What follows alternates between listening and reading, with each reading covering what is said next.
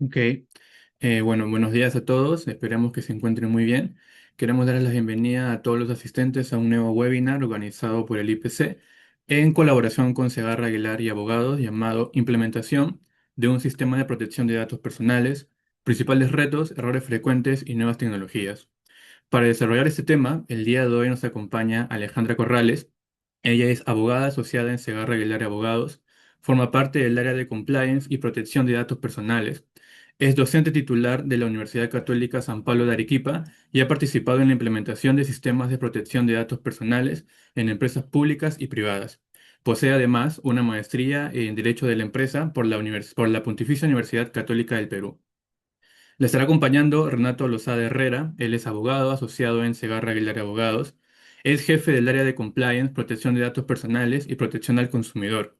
Actualmente se desempeña como oficial de datos personales de diversas empresas del sector financiero, automotriz y retail. Posee también una maestría en Derecho de la Empresa por la Pontificia Universidad Católica del Perú. Les recordamos a los asistentes que si tienen alguna duda, alguna pregunta durante la explicación, pueden dejarla en el chat del Zoom y nuestros especialistas al final podrán leerla y responderla. Ahora sí, sin más, Alejandra, Renato, les damos el pase para que puedan iniciar con la exposición. Muchas gracias, Rodrigo, por la presentación. Gracias también a todos los que se han conectado en esta mañana. Creo que hoy vamos a tratar un tema que debe estar presente o cada vez más en las agendas de sus organizaciones, y es el tema vinculado a la implementación de un sistema de protección de datos personales. Bueno, hemos tenido la oportunidad con Renato de participar en el proceso de implementación de este sistema de protección de datos en distintas organizaciones públicas y privadas, y la idea de este webinar es compartir un poco la experiencia que hemos estado teniendo en estos procesos de implementación, esperando poder dar algunas luces también para que ustedes puedan ya sea continuar o iniciar estos procesos en sus organizaciones. Agradezco al IPC por organizar este evento en conjunto con Segarra Aguilar Abogados. Y bueno, el contenido que vamos a tratar hoy está un poco representado en la primera diapositiva que ustedes tienen a la vista. Hay muchas aristas dentro de las cuales podríamos abordar el tema de protección de datos personales, pero hemos querido fijarnos en 6 puntos que nos parecen importantes como para ayudarnos a ubicar esas luces amarillas o quizás rojas que tenemos en las organizaciones y que tenemos que atender. En la primera parte de la exposición me haré cargo de tratar los temas del panorama actual de datos personales en el Perú, por qué es importante implementar un sistema de protección de datos personales y qué errores más comunes solemos ver en las empresas cuando se inicia este proceso de implementación. Luego, en la segunda parte, Renato abarcará los retos empresariales, cómo construir un sistema de cumplimiento efectivo y finalmente terminará con el punto de protección de datos y nuevas tecnologías. Bien, sin más, entonces entramos en materia.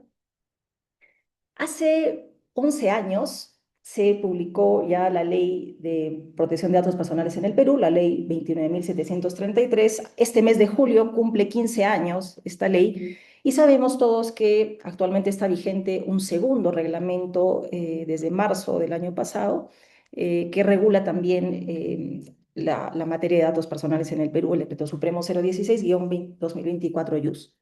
Bueno, un buen punto de partida para analizar cuál es el statu quo de la protección de datos personales en el Perú es fijarnos en el balance que publicó en enero de este año la Autoridad Nacional de Protección de Datos Personales, un balance de gestión en el que hace un recuento de las principales actividades que se han ejecutado en los últimos 8 años. Y aquí quiero destacar 2 puntos que me parecen interesantes.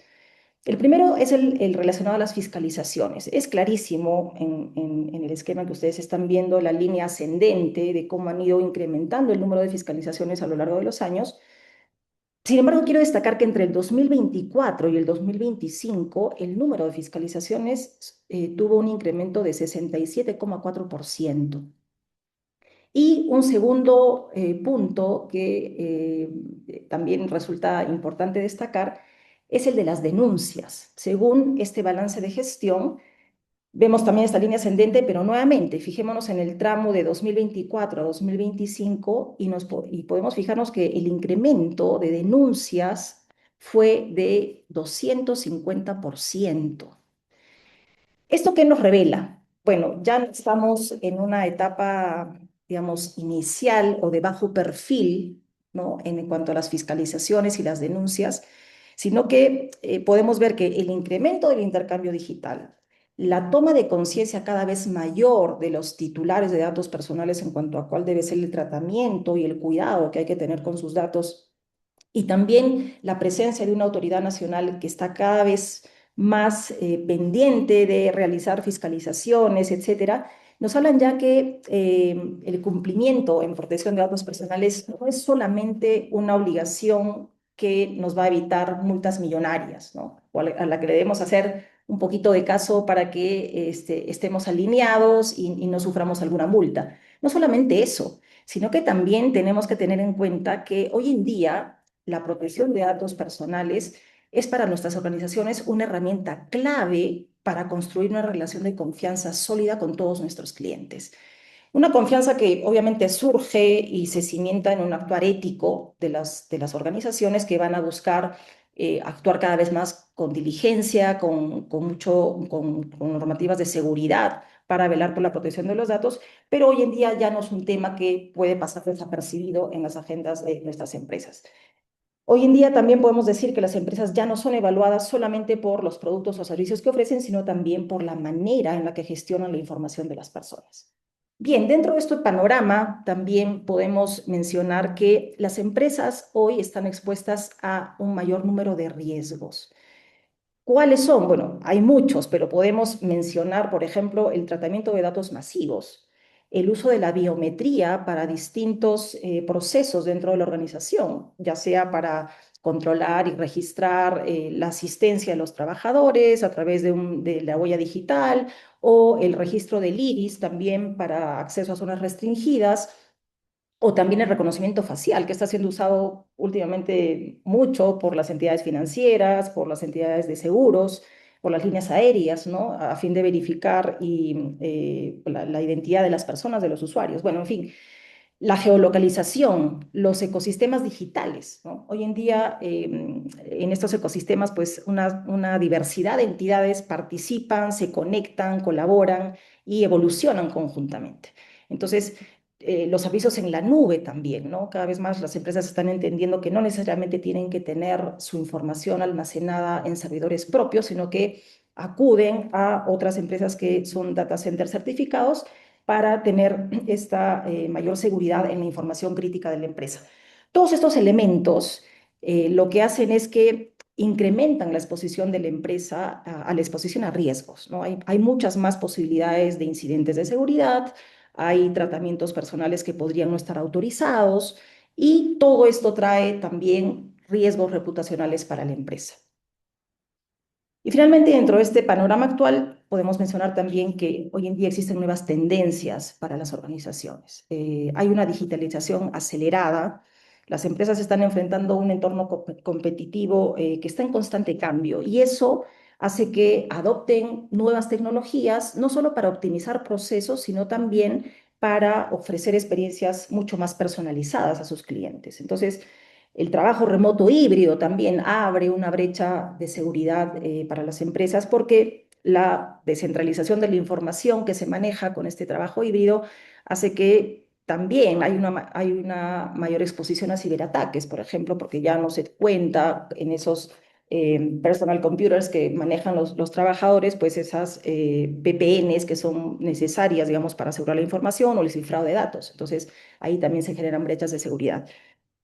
El uso creciente de la inteligencia artificial, la automatización de procesos y decisiones es también otro aspecto que está entrando dentro de este escenario, ¿no? Nuevo. Y hay un punto también que yo quiero resaltar aquí e incido nuevamente en lo que decía al inicio respecto al balance de gestión de la Autoridad Nacional.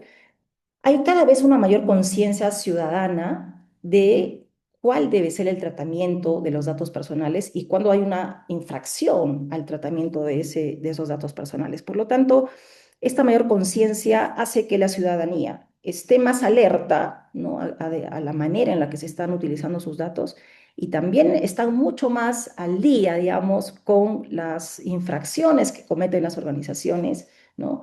Y eso entonces ya nos habla de que el hecho de incumplir, ¿no?, las normas sobre protección de datos personales no solamente acarrea procesos administrativos y consecuentes multas, De hecho, menciono aquí el caso particular de Interbank en el año 2024, que sufrió un ataque de ransomware, ustedes recordarán.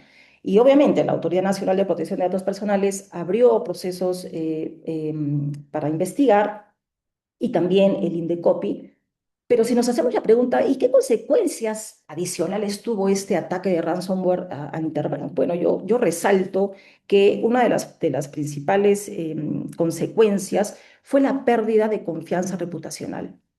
Muchos clientes decidieron, obviamente, retirar sus fondos o terminar cualquier tipo de relación u operación que realizaban con la empresa. Y si bien Interbank siguió operando, el coeficiente, digamos, de rentabilidad con el que terminó en ese año fue de 11,5%, cuando el promedio en el mercado financiero era de casi 15%, ¿no? Entonces, eso nos hablaba de los reajustes en las provisiones y en las estrategias de retención que tuvo que hacer esta entidad financiera para un poquito contrarrestar la pérdida de clientes debido a ese ataque.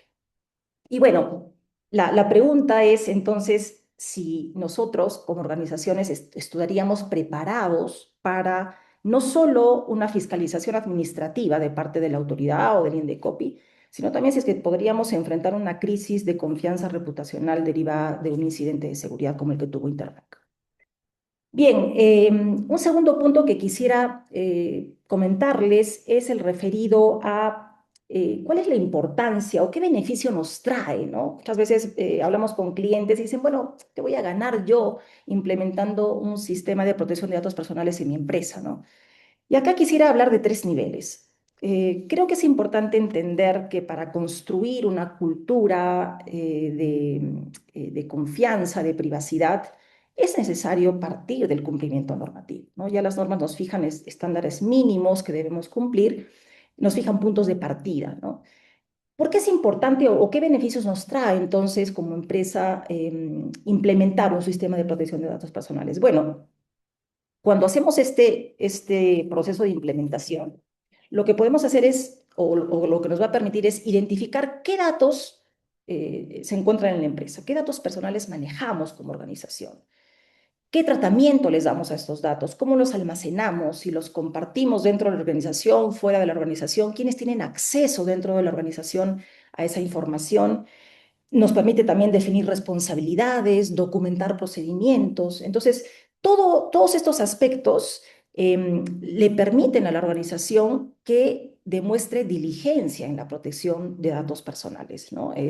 Se le ha confiado mucha información y todos estos elementos que hemos mencionado permiten demostrar que se está haciendo algo útil, pertinente, eficiente para asegurar que el tratamiento de esos datos se realice de manera y diligente.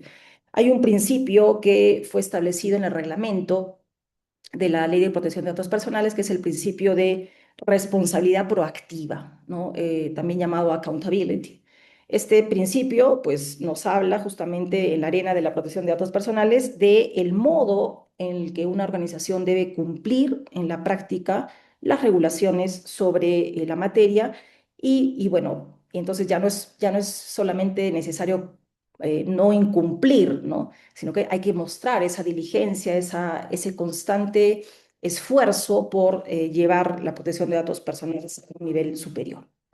Una vez que tenemos esta base de cumplimiento normativo, que hemos hecho este diagnóstico, ¿no? Con todos los puntos que hemos mencionado, entonces pasamos a un segundo nivel. La empresa va a ser capaz de definir qué brechas de seguridad está enfrentando, ¿no? De acuerdo a ese esquema que ya ha podido definir, ¿no? En cuanto a datos personales, y entonces va a poder pensar cómo priorizar, ¿no? Qué acciones tomar para cubrir esas brechas de seguridad, de manera que se puedan prevenir incidentes, que se pueda gestionar esos incidentes con terceros, con proveedores, y finalmente darle solución a este tema si es que se presentara. Entonces, si sumamos el cumplimiento normativo a una gestión de riesgos, podemos pasar a un tercer nivel que ya es una generación de valor. Si los stakeholders se dan cuenta que la empresa está actuando de manera diligente, que está teniendo esta diligencia, esta proactividad en el cuidado de los datos, que está gestionando riesgos de una manera correcta, entonces obviamente eso va a fidelizar a nuestros clientes, les va a hablar de una empresa que efectivamente está comprometida con la protección de datos personales. Y ese aspecto y esa manera de actuar es un factor de diferenciación para poder elegir también y entablar negocios hoy en día con alguna organización específica.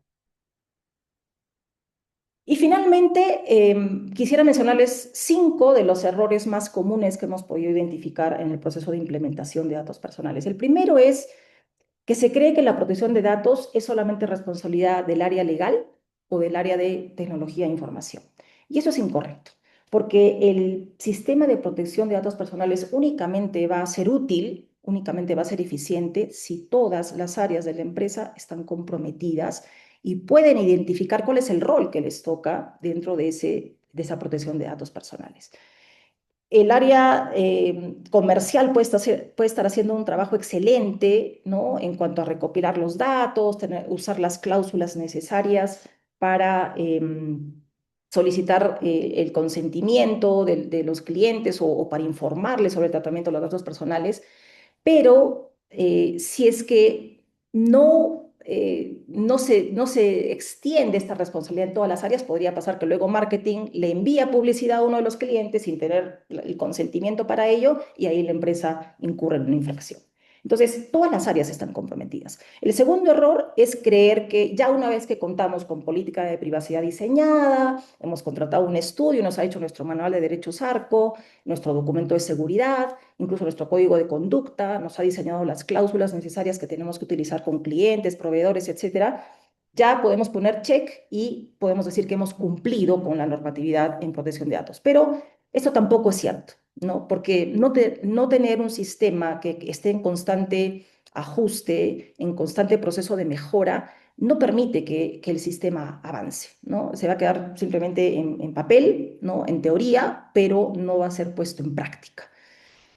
El tercer error que hemos podido detectar es que muchas veces las organizaciones no saben cuál es la información que están tratando, ¿no? No saben qué tipo de información tienen, lo que decíamos antes, ¿no? Quién la maneja, si es que hay mecanismos para asegurar la información, etcétera. Y si es que no sabemos todos esos datos, pues tampoco vamos a poder tratar una estrategia para poder proteger esa información. El cuarto error es descuidar a los terceros. Muchas veces también hay muchos esfuerzos al interior de la empresa o de la organización para tomar las seguridades y los pasos que nos indica la normativa en cuanto a la protección de datos, pero una vez que, por ejemplo, contratamos a empresas para, digamos, que nos presten un servicio en tecnología o call centers o servicios en la nube o empresas de soporte, descuidamos a veces tomar la diligencia de que esas empresas también nos aseguren que el tratamiento que van a realizar es de acuerdo a las finalidades que nosotros les vamos a establecer, de acuerdo a los mecanismos que les vamos a establecer, y finalmente se descuide este aspecto y se piensa que muchas veces el externalizar procesos ya nos libera de responsabilidad, cuando es al revés, ¿no? Es más bien una responsabilidad doble la que se genera frente al incumplimiento que puedan tener estos terceros. Y finalmente, el quinto error es pensar que la capacitación es un evento anual. Basta con que nuestros trabajadores, nuestro personal acuda 1 hora al año o quizás 2 al año a una capacitación que generalmente suele ser virtual en los últimos años y con eso basta, ¿no? Entonces, eso es insuficiente, ¿no? La pauta que ha marcado el reglamento que está en vigencia es mucho esa constante preocupación por avanzar en el proceso, ¿no? Entonces, como decíamos, no es suficiente tener todo documentado, escrito, sino que hay que ponerlo en práctica. Y aquí una clave es la gobernanza corporativa, el tone at the top. Si es que no hay un compromiso de las altas esferas de la organización, de la gerencia general, no va a ser posible que todas las áreas también entiendan la importancia y puedan, digamos, poner de su parte para que este sistema avance y mejore. Creo que podemos concluir de todos estos aspectos que estamos mencionando. Habría mucho más por compartir, pero bueno, el tiempo es corto, que hoy en día la protección de datos personales entonces no consiste únicamente en evitar sanciones, es lo que muchos piensan, sino que consiste en administrar responsablemente uno de los activos más valiosos, un activo intangible que tiene hoy en día una organización, que es la información de las personas. Ahora sí le doy el pase a Renato para que pueda continuar con la exposición. Muchas gracias.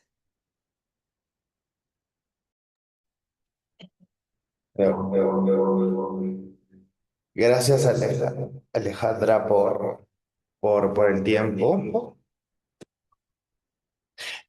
A mi cargo estará. Deme un segundito, por favor, por el tema del audio. Para sí.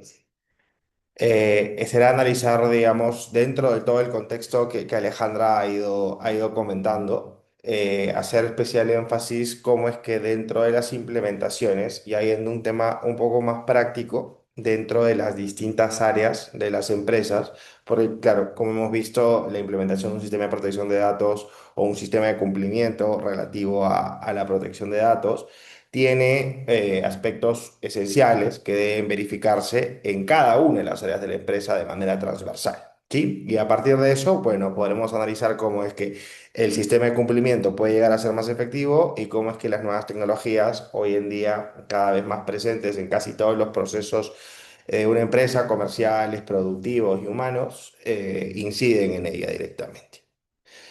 Eh, Antes de iniciar o ir a fondo, acá hay un par de publicaciones que pude ver hace unos días en LinkedIn de dos colegas chilenos. En Chile actualmente están dentro de una reforma del sistema de protección de datos. Hay una nueva ley que va a entrar en vigencia en unos cuantos días.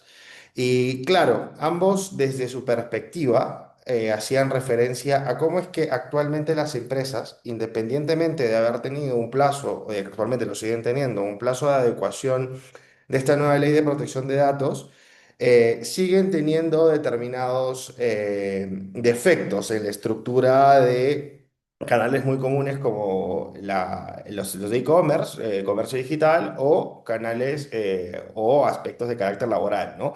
La primera apreciación que se hace es respecto a esta revisión que normalmente a nivel laboral se hace respecto de dispositivos, correos, chats de los trabajadores.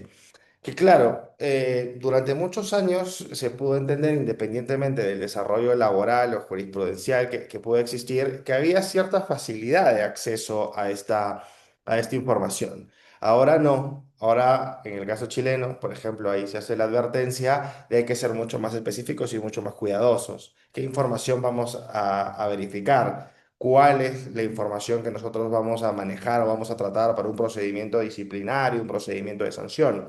¿No? Son aspectos que si bien Chile lo está afrontando por una nueva ley, claro, una reforma mucho más grande de la que nosotros hemos tenido hace poco con un nuevo reglamento, son circunstancias que se asemejan mucho a Perú. Y esto se refleja muchísimo en la segunda imagen, que es respecto a un canal de e-commerce, ¿no? Siempre que se hace el análisis de las páginas web, de las ventas que se hacen o cuáles son los mecanismos específicos que se utilizan, hay un tema que es esencial, ¿no? Dividir los términos y condiciones del servicio o del producto que se está adquiriendo, las políticas de devoluciones, de envíos y las políticas de privacidad, ¿no?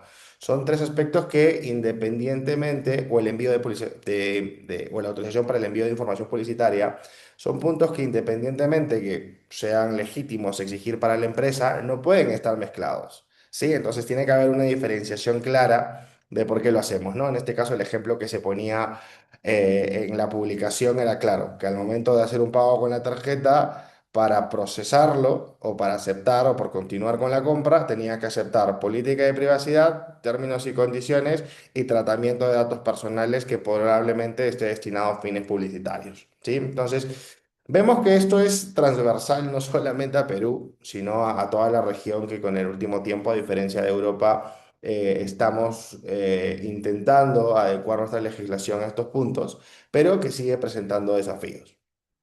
Ahora, hemos dividido en tres aspectos o tres grupos de retos que representan para las empresas la implementación de un sistema de cumplimiento de datos personales o de protección de datos personales efectivos, ¿no? Y vamos desde lo más general a lo más específico. Lo más general tenemos los retos organizacionales, ¿no?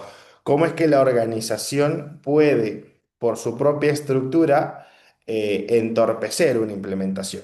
De manera voluntaria o de manera involuntaria en muchos casos. El primero está la cultura de cumplimiento, ¿no? Que también Alejandra lo comentó en un primer momento.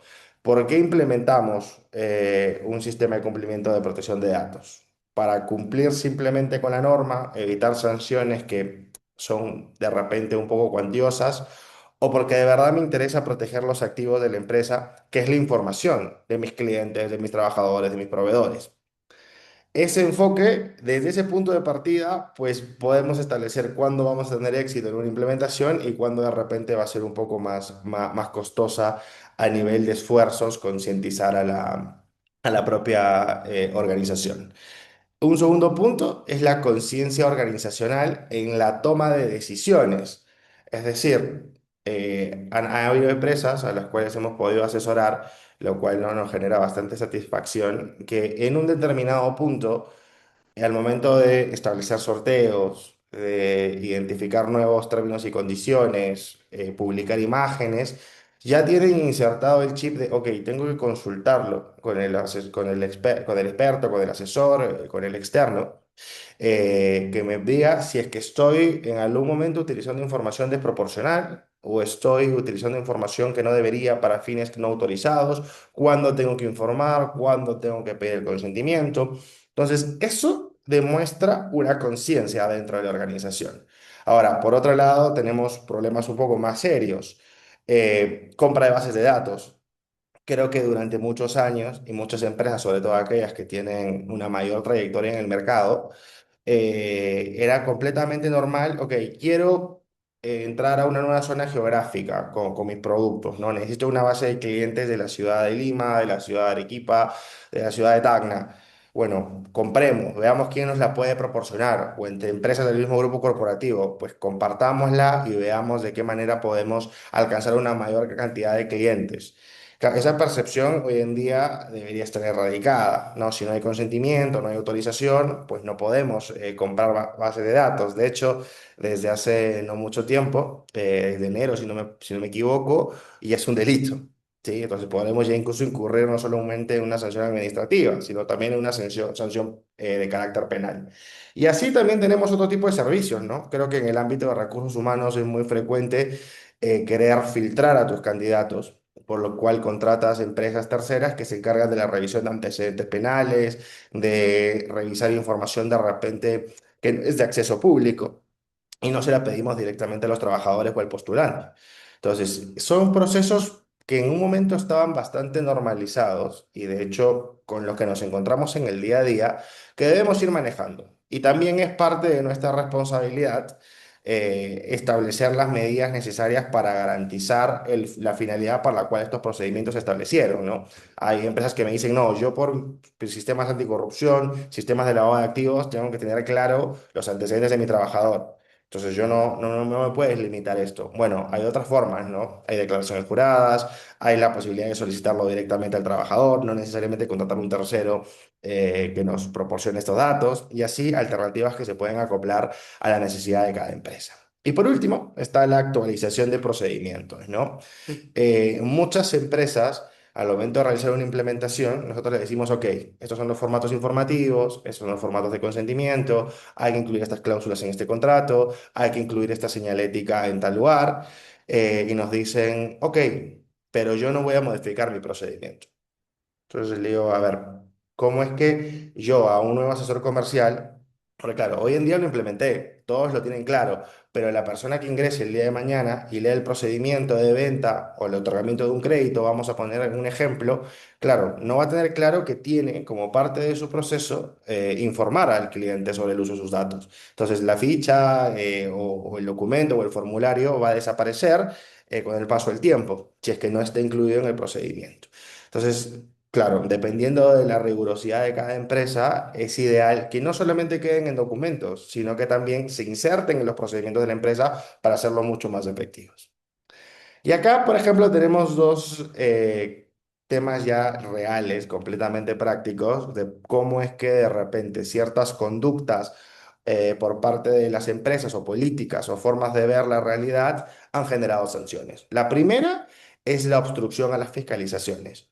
Puede parecer un tema bastante raro, pero no tienen idea la cantidad de sanciones y multas que se imponen, porque empresas incluso bastante grandes, no estamos hablando de empresas que de repente no tenían la facilidad técnica para responder algún tipo de requerimiento. Estamos hablando de empresas bastante grandes que simplemente no tomaban en consideración los requerimientos de la autoridad y bueno, fueron sancionadas por esto, ¿no? Entonces, claro, ¿quién toma las decisiones? ¿Quién se niega a responder a la autoridad? Pues bueno, es una decisión que es de la organización y de varios niveles de la organización.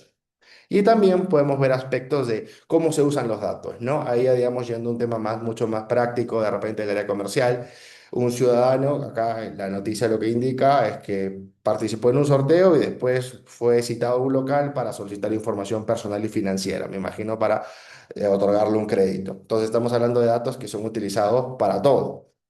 Entonces no tenemos definido claramente qué dato utilizo, para qué lo utilizo y en qué momento lo utilizo.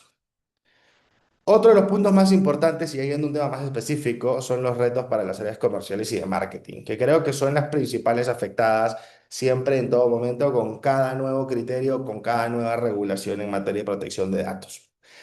Sobre todo en el primer punto, ¿no? Lo que es publicidad y prospección comercial. Todos queremos nuevos clientes, todos queremos acceder a mayor cantidad de información, todos queremos alcanzar la mayor cantidad de personas en el mercado para que puedan conocer nuestros productos y eventualmente puedan adquirir algún tipo de servicio, bien, producto, no lo sé, dependiendo mucho de nuestro rubro, ¿no? Entonces, en un primer momento, de hecho el reglamento aún lo sigue contemplando, se estableció la figura del primer contacto, ¿no? Que de cierta manera yo podía llegar a contactarme con una persona por primera vez para solicitarle la posibilidad de que le envíe información. Lamentablemente, después o paralelamente hubo una modificación al Código de Protección al Consumidor que establecía, no, el primer contacto ya no existe. La única manera en la que tú te contactes con una persona es que ella voluntariamente haya accedido o te haya solicitado que se le envíe información. Entonces, claro, digamos, la Ley de Protección de Datos Personales nos dio una salida, pero otra modificación legislativa nos cerró la puerta que se nos había abierto previamente.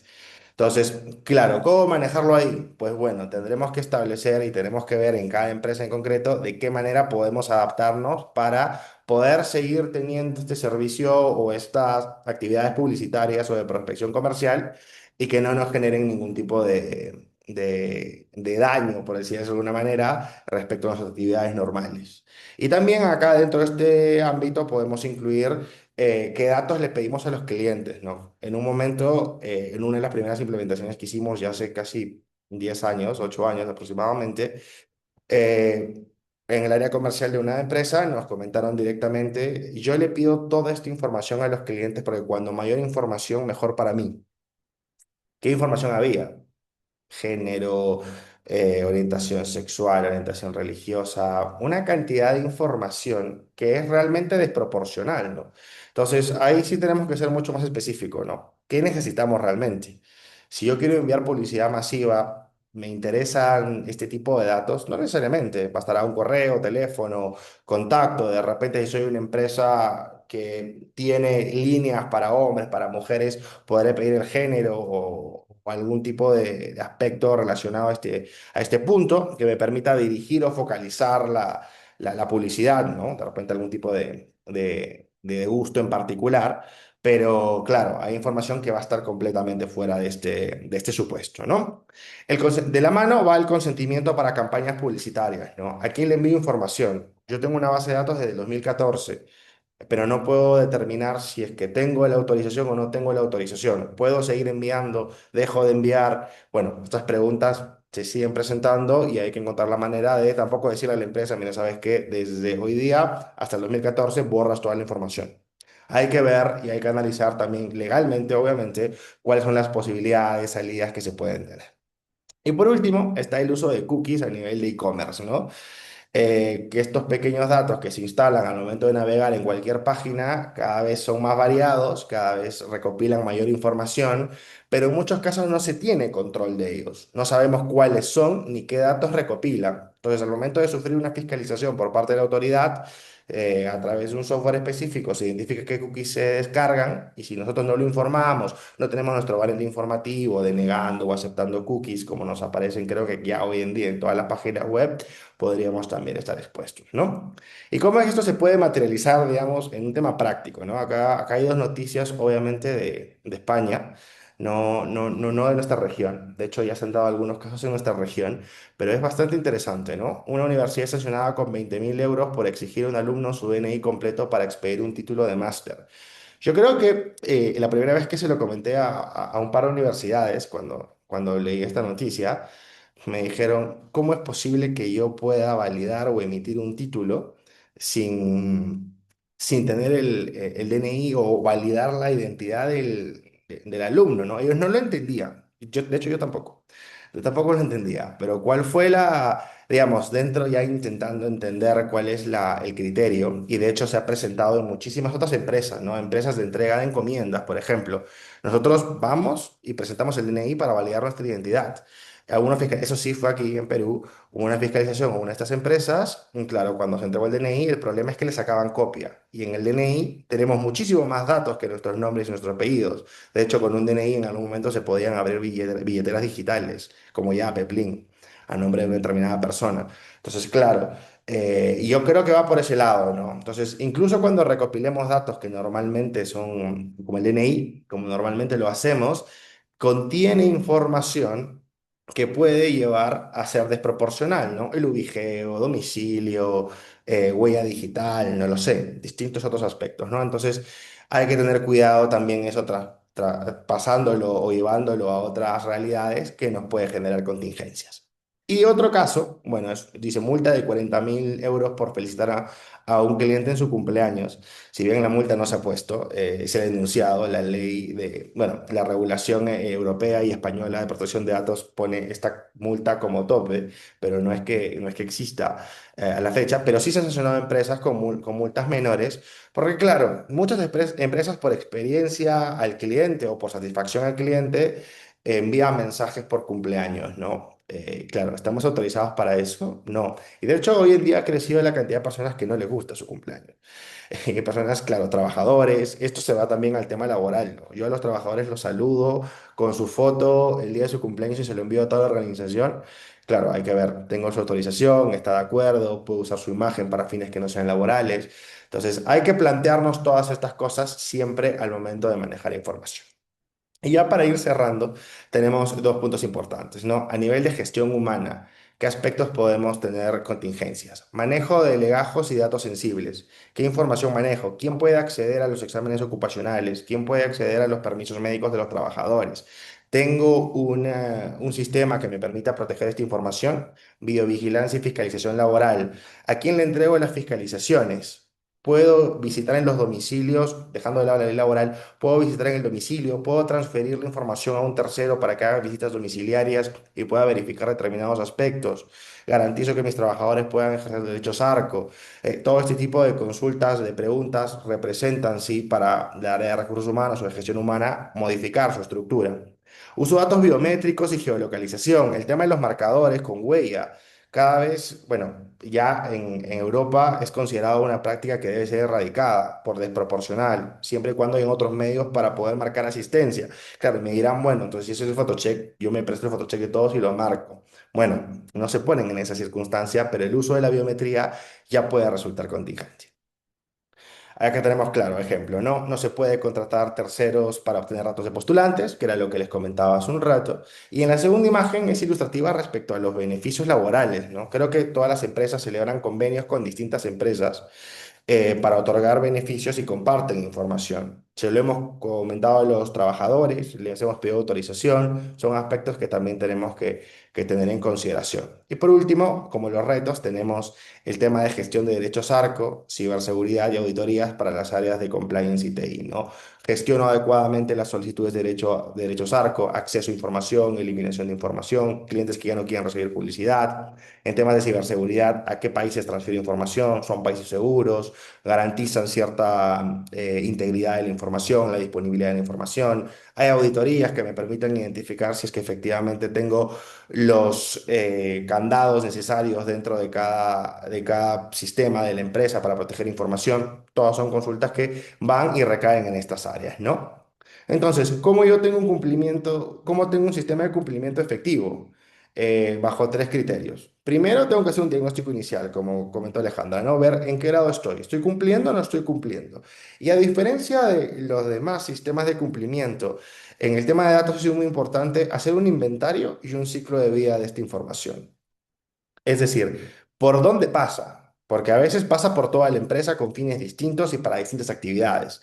Tenemos que delimitarlo para ser mucho, mucho más específicos en este tipo de aspectos. Después ya vienen actividades bastante comunes, ¿no? Gestionar riesgos, establecer procedimientos para mitigarlos, establecer controles y asignar responsabilidades a ciertas personas para aplicar estos controles y de esta manera no tengamos ningún inconveniente. Y por último, ya para no alargarnos más por el tema del tiempo, los retos, ¿no? Los nuevos retos con las tecnologías, ¿no? La inteligencia artificial, sobre todo. Nosotros antes decíamos, ¿no? Nosotros a través del Internet podemos acceder a un montón de información. Claro, pero tenemos que hacer clic, link por link por link. Ahora con la inteligencia artificial se sintetiza o se condensa en una simple pregunta o en un simple prompt, se condensa en la respuesta información de muchos sitios web. Y tantos que la verdad no sabemos de dónde saca esa información. Es información publicada con consentimiento, es información que se ha informado adecuadamente al titular. Entonces, claro, tenemos una gran contingencia con la información incluso que utilizamos a través de la inteligencia artificial, porque podría ser información que no deberíamos poder verificarla. Y así como la inteligencia artificial, hay muchísimos otros aspectos que hay que tener en consideración con los avances tecnológicos y la facilidad de hoy en día para el acceso de información. Con eso concluimos y agradecemos mucho su tiempo. Vamos a pasar a la etapa de preguntas, por lo que nada, creo que las leeremos del chat y desde ya nada, bueno, agradecer mucho su intervención. Acá, bueno, tenemos una pregunta de Elia, que es, ¿cuál sería el área responsable del seguimiento y sostenimiento de estas políticas? Gobierno, datos, auditoría externa, legal u otros. ¿Cuál recomiendan que sea el mejor esquema en una empresa que recién está implementando estas políticas? Entonces yo creo que Alejandra sí nos puedes ayudar con esa pregunta.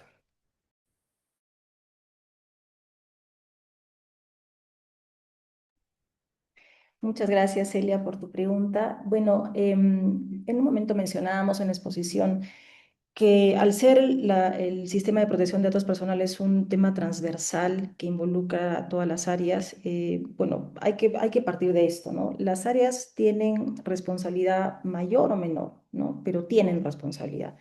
Ahora, tú nos preguntas cuál es el área responsable del seguimiento y sostenimiento de estas políticas. Bueno, yo quisiera resaltar, y incluso estaba pensando en también comentar este tema al final de la exposición, el hecho de haberse determinado a través de la legislación que exista un oficial de datos personales nos da cuenta de que la autoridad cada vez más nos está permitiendo entender que la empresa tiene que ser responsable de responder, valga ¿no? la redundancia, de los titulares de datos personales por el tratamiento que se hace de sus datos y también ante la autoridad, ¿no? Por ese tratamiento. Entonces, el área responsable, bueno, nuevamente son todas las áreas, pero hay ahora, contamos con la figura del oficial de datos personales ya el 30 de noviembre del año pasado. Las empresas más grandes que tenían ventas anuales mayores a 2.300 UIT tuvieron la obligación de designar a un oficial de datos personales para que justamente sea el que, entendiendo la dinámica interna de la empresa, un poco monitoree, asesore, conduzca este proceso de implementación, ¿no? Ahora, entonces tú nos preguntas si es auditoría externa, legal, bueno, todas las áreas intervienen, ¿no? Por eso enfatizo de que creo que el rol del oficial de datos personales es clave aquí, ¿no?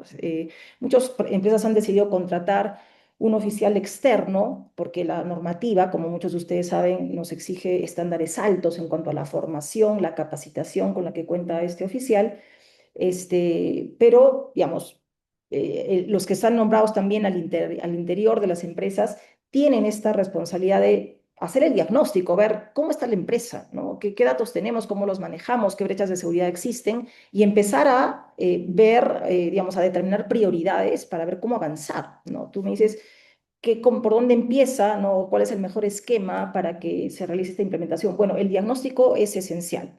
Por eso parte, ¿no? Cuando nosotros conocemos las implementaciones de datos nos reunimos con cada una de las áreas de la empresa, ¿no? Y dialogamos con ellas. ¿Qué temas, digamos, qué información manejan, qué documentos utilizan? Vemos también, no sé, analizamos la página web de la empresa, qué redes sociales utiliza, porque hoy en día hay muchos canales a través del cual un cliente, o un posible cliente puede pedir, por ejemplo, una cotización de un producto, ¿no?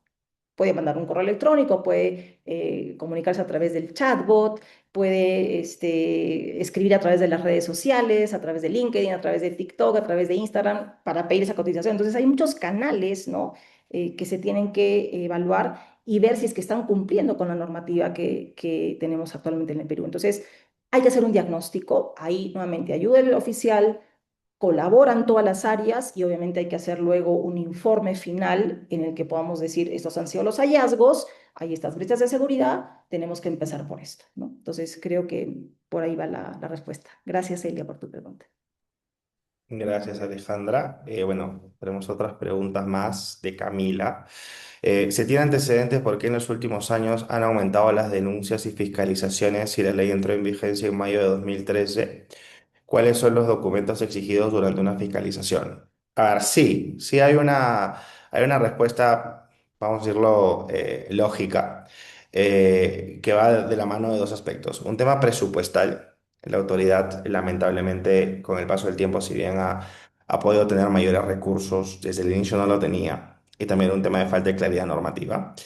Pero en los últimos años, independientemente de ello, han incrementado mucho las denuncias. De hecho, hay una estadística que se las comparto, que durante los últimos, hasta el 2023, por ejemplo, casi el 90% de fiscalizaciones o de procedimientos sancionadores se daban de oficio. No había intervención de una persona que denunciaba. Y en los dos últimos años, si no me equivoco, en el 2025, casi el 90% fueron por denuncias, casi 700, alrededor de 690, 680 procedimientos sancionadores se iniciaron producto de una denuncia. Entonces, digamos, reflexión nos deja esto? Uno, la autoridad tiene mayor capacidad y hay, digamos, muchas resoluciones, varias opiniones consultivas que todos los puntos en blanco ya los ha cubierto y tenemos claro el porqué. Y adicionalmente porque nosotros como personas tenemos más conciencia. Hace 5, 6 años, 7 años, hablabas de datos personales en una empresa y probablemente decían, no, bueno, no es algo que a mí me parezca interesante, ni me suena mucho a alguna contingencia. Hoy en día sí, las personas denuncian mucho. Casi paralelamente, no quiero hacer obviamente el símil con Indecopy, que es muchísimo más amplio. Pero sí, o sea, las personas tienen conciencia. Hoy en día le preguntas, oye, si tienes un problema con datos, ¿a quién denuncias? A la Autoridad Nacional de Protección de Datos Personales. De repente una persona que no está muy enterada te dice, por lo menos te dice el Ministerio de Justicia, porque la Autoridad de Protección de Datos está adscrita al Ministerio de Justicia. Entonces ya hay una conciencia. Entonces, esa es la principal razón. ¿Y cuáles son los documentos exigidos durante una fiscalización? Pues dependerá qué te estén fiscalizando. Pero la ley preliminarmente, ¿qué te va a exigir que tengas? Políticas de privacidad, un procedimiento para la atención de derechos ARCO, un documento de seguridad aprobado, como mínimo ello. Después te puede pedir autorizaciones de uso de voz e imagen, te puede pedir mecanismos que garanticen que informaste a tus clientes, trabajadores, información, carteles o avisos de videovigilancia. Dependerá mucho del aspecto, ¿no? Pero principalmente podemos englobarlos en esos aspectos. Después, otra pregunta de Zuleika. Eh, yo quisiera aprovechar, si me permites, Renato, estaba aquí revisando las preguntas.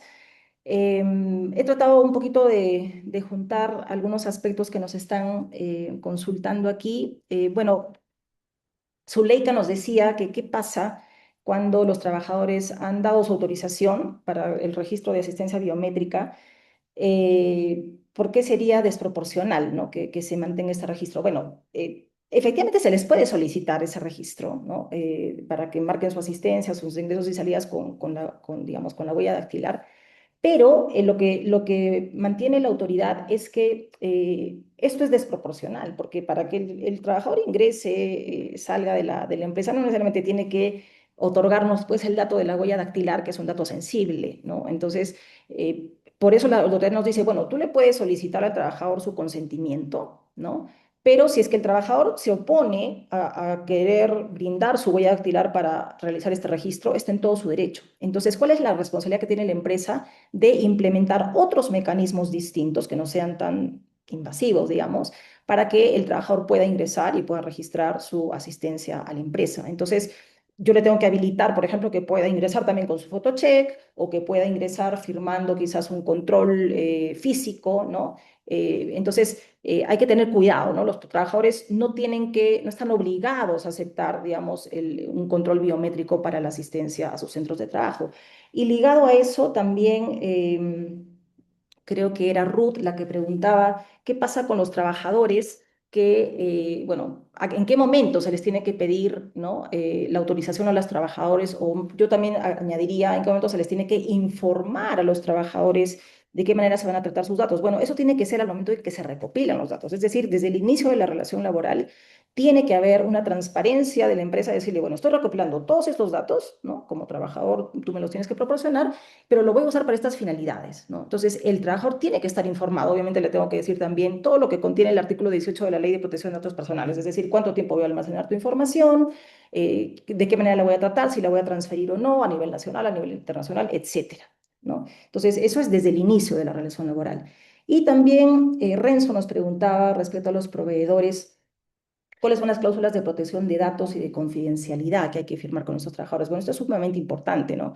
Los proveedores van a ser encargados del tratamiento de datos y por lo tanto, como empresas titulares de los bancos, le tenemos que pedir o tenemos que hacer que esos proveedores se comprometan a que el tratamiento va a ser de acuerdo a las finalidades y a los mecanismos que nosotros como titulares de banco le estamos proponiendo para ese servicio que nos va a realizar, ¿no? No puede exceder de ese marco que nosotros le demos como titulares de datos. Y para eso nosotros solemos diseñar cláusulas de protección de datos personales y de confidencialidad en el tratamiento de datos personales para que esos proveedores también al inicio de la relación comercial se comprometan a este tratamiento y si es que ellos realizaran un encargo de datos excediendo a este compromiso que han firmado, pues ellos serán responsables del posible incumplimiento que se pudiera generar y liberan de responsabilidad al titular del banco de datos.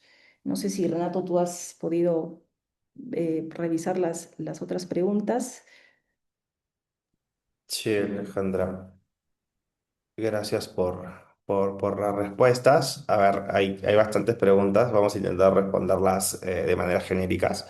Diego nos consultaba en relación a procesos judiciales, arbitrajes, conciliaciones y transacciones. ¿Cuál sería el punto de quiebre para no solicitar una copia del DNI, a sabiendas que se necesita alguna forma de identificar por completo a la persona, ¿no? Hasta la necesidad de un domicilio, etcétera.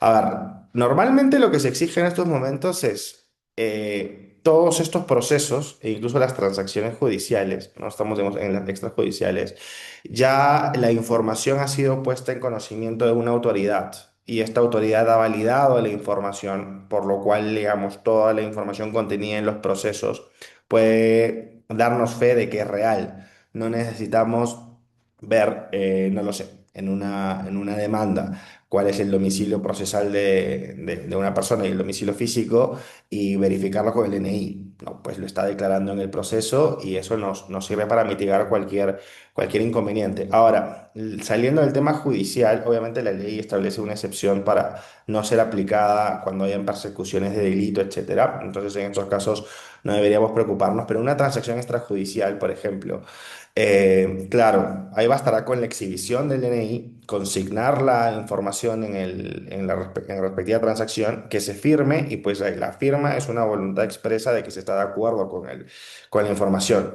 Son criterios que de repente yo no comparto, pero les digo, en la práctica explica lo que la autoridad dice y cómo también facilitarles un poco la labor diaria, de hecho, la que tenemos todos. Porque claro, para nosotros tampoco es fácil decir, oye, este dato no puedes utilizarlo, hay que ver cómo lo manejamos a procedimientos bastante frecuentes, ¿no? Bueno, también tenemos una pregunta en este caso relacionada. En caso se solicite la foto de DNI para inscripción o matrícula de un servicio educativo en un formulario digital con la finalidad de validar la identidad y que de esa manera se puede evitar que el cliente desconozca las aceptaciones registradas. ¿Eso se consideraría desproporcional? En caso así, ¿qué otro proceso podría aplicar para cumplir el mismo objetivo? Ya. Hicimos en un momento una consulta informal a la autoridad, de hecho no consta en un documento. Y lo que nos dijeron fue, bueno, no hay ningún problema que se solicite la foto del DNI, pero que se elimine o se difuminen los datos que no sean necesarios. Claro, eso puede representar muchas contingencias a nivel, vamos, operativo, pero esa es la respuesta preliminar que nos dan. Ahora, ¿qué otras posibilidades podemos tener? Validaciones a través de sistemas interconectados con RENIEC que nos permitan tener esta información. Eh, por ejemplo, llevo un caso que para mí también fue medio polémico contra el Banco de Crédito del Perú, que para establecer reclamos te pedía una validación biométrica facial en la página web. Yo creo que por el tipo de servicio es necesario tener un tipo de validación de este tipo. Claro, si yo pido un estado de cuenta, pido información financiera sensible, no bastará con simplemente poner incluso la copia del DNI, porque la copia del DNI la puedo conseguir de cualquier lado. Entonces el banco sí intentó establecer procedimientos más robustos, pero bueno, fue multado con una multa bastante alta, mayor a 20 OITs. Entonces, en estos casos, preliminarmente, ¿cuál sería la solución? Pues pedir la foto del DNI eliminando la información correspondiente o facilitar de repente un tema de validación a través de una cita presencial o una cita virtual con la finalidad de poder tener certeza de con quién estamos trabajando, ¿no? Por otro lado, tenemos una consulta de Néstor que dice, en el marco de la ley de protección de datos y la ley de transparencia y acceso a la información pública de un trabajador de una empresa pública, ¿es un dato personal? Sí. Sí, los datos personales de los trabajadores de entidades públicas funcionan de la misma manera. De hecho, la ley de transparencia establece, obviamente en una entidad pública nosotros podemos solicitar información, pero la ley de transparencia establece excepciones en el artículo 13, específicamente que no se podrá entregar información que pueda afectar la vida privada o la intimidad de una persona. Entonces ahí sí tenemos que tener presente qué datos como funcionario público yo puedo acceder o puedo solicitar, si estamos hablando de la Presidenta de la República, por supuesto que puedo pedir su nombre, bueno, por más de que lo conozca, pero por una solicitud de transparencia. Entonces, de acuerdo al cargo y de acuerdo al funcionario público, van a haber algunos más expuestos que otros y habrá información que se podrá o no proporcionar. Pero sí, sí se sigue protegiendo por la ley de protección de datos personales y se aplicarían en todo caso las excepciones de la ley de la ley de transparencia en este caso. Bueno, creo que ya el tiempo nos ha ganado. No hemos podido, creo, absolver todas las preguntas que han estado en el chat. Muchas gracias a los que las han formulado. Los invitamos a que nos puedan escribir. Ahí en la pantalla aparecen nuestros correos para poder, digamos, absolver, ayudarlos con esas consultas. Creo que ya Rodrigo es el encargado de dar el cierre de este webinar, pero en todo caso agradecerles nuevamente a todos por su tiempo, por su interés y para cualquier consulta, pues estamos también en contacto y a su disposición. Bueno, así es. Muchas gracias a todos los asistentes. Muchas gracias también Renato, Alejandra por su tiempo y por la explicación que ha sido muy clara. Y también dar gracias por darse el tiempo de responder las preguntas, la mayor cantidad de preguntas que han podido, ¿no? Y bueno, nada, así estaríamos cerrando este webinar y también agradecerles a todos los asistentes por su tiempo, ¿no? Nos encontramos en otra oportunidad. Muchas gracias. Gracias. Buenos días.